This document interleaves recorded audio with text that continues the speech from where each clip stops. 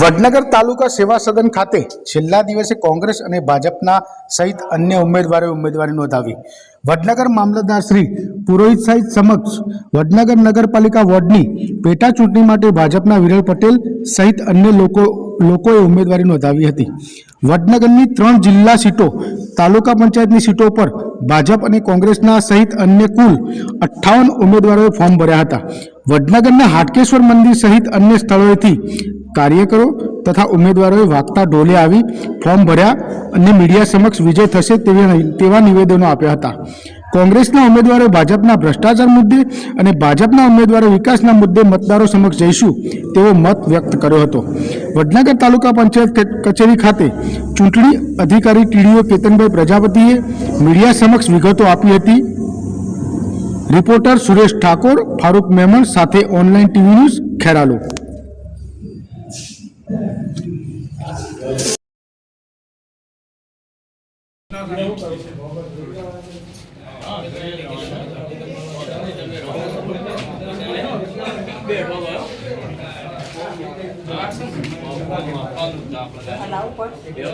મારું નામ વ્યાસ રાજેન્દ્ર કુમાર ભોળાનાથ, હું મડાસાનો રહેવાસી છું. 16 સીટ ઉપરથી મારી મિસિસ વ્યાસ ગીતાબેન રાજેન્દ્ર કુમારે ફોર્મ ભર્યું છે અને સંપૂર્ણ વિશ્વાસ સાથે કોંગ્રેસનો જય જયકાર કરીને અમે જીતવાના છીએ. એ ફાઇનલ વાત છે. ઉણાદ, કરસનપુરા અને મડાસા આ ત્રણેય ગામનો મને પૂરેપૂરો સહકાર છે અને ત્રણેય ગામમાંથી હું બહુ જંગી મતોથી જીતી છે એવો સંપૂર્ણ વિશ્વાસ છે મને. ખાસ કરીને કોંગ્રેસ રોડ રસ્તાને લઈને આક્ષેપ કરતી હોય છે. રોડ રસ્તા વિશે તો આવો પેલો કરબટિયાવાળો રોડ તમને બતાવીએ. એ રોડ હાથેથી પેલા કાકા તોડી નાખે છે, બરાબર. અને આવો આજે આપણા અહીંયાથી બહાર નીકળો, ખાલી વડનગરની બહાર નીકળો, મડાસાની તમે ત્યાં આવો, મડાસાના ગામના ઉણાદના ગામના રોડો જુઓ તમે, કેટલો ભ્રષ્ટાચાર થયો છે. જો બાવળિયા જુઓ ત્યાં કાપાઈ નાખ્યા છે. સ્થાનિક ચૂંટણીને લઈને તાલુકા પ્રમુખ જે કોંગ્રેસના છે એમને પણ બેરોજગારીનો મુદ્દો અને સ્થાનિક રોજગારીને મહત્વ આપતું એક નિવેદન આપ્યું છે. હવે આપણા પનોતા પુત્રએ તો બહુ મોટી બૂમ પાડી હતી. 2000 કરોડ તમને આપીશું રોજગાર. આજે મને કયો છે કે આપણા આ બધા યુવાનો ઊભા છે આજુબાજુ, બધા મને કેટલા રોજગાર છે પૂછો તમે.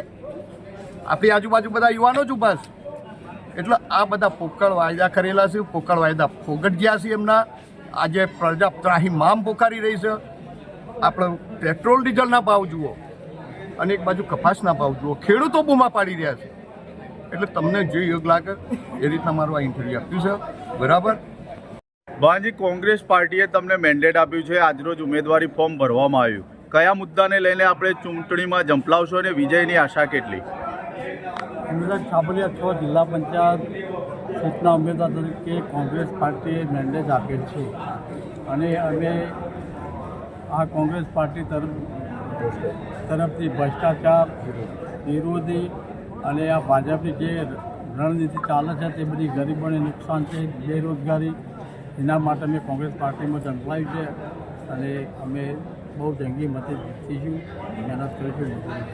ખાસ કરીને યુવાઓનું તમને સપોર્ટ કેવો મળી રહ્યો છે? અમને ખાસ કરીને યુવાનો બહુ સપોર્ટ મળી રહ્યો છે કે ભાજપ આગળ પાછળ યુવાનો છે ને યુવાનોનો બહુ સપોર્ટ છે કે આપણે પાર્ટીનું કોંગ્રેસ પાર્ટીનું જીતાડવાનું. ભારતીય જનતા પાર્ટી દાવા કરી રહી છે કે કોંગ્રેસ પાર્ટી પર આક્ષેપ કરી છે, જીતવાના દાવા જનપતિ આક્ષેપ કરી રહી છે, પણ આ વખત મેદાનમાં હશે એટલે ખબર પડી જશે સાહેબ. પબ્લિક રાજી કરેલી છે તો જીતવાના દાવા કરી રહી છે. એ તો સમય બતાવશે. અત્યારે તો શું કહીએ, પણ સમય બતાવશે. શું કહેશો સાહેબ, આજરોજ છેલ્લા દિવસે કેટલા ફોર્મ આવ્યા જિલ્લા પંચાયતને લઈને અને વડનગર તાલુકા પંચાયતને લઈને? વડનગર તાલુકા પંચાયતની સામાન્ય ચૂંટણી અન્વયે કુલ 18 બેઠકોમાં કુલ 58 ફોર્મ આજ દિન સુધી રજૂ થયેલા છે.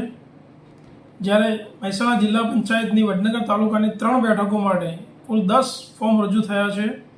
એટલે આજે ફોર્મ સ્વીકારવાની મુદત પૂર્ણ થયેલી છે. સોમવારે ફોર્મ ચકાસણી થશે, ત્યારબાદ 15મી તારીખે ઉમેદવારી પાછી ખેંચવાનો સમય આપેલો છે. એટલે 15મીએ સાંજે આખરી ચિત્ર ફાઇનલ થશે કે કેટલા ઉમેદવારો ચૂંટણી હરીફ ઉમેદવાર તરીકે લડી રહ્યા છે. એ 15મી તારીખે 3 વાગ્યા પછી જાણ થશે.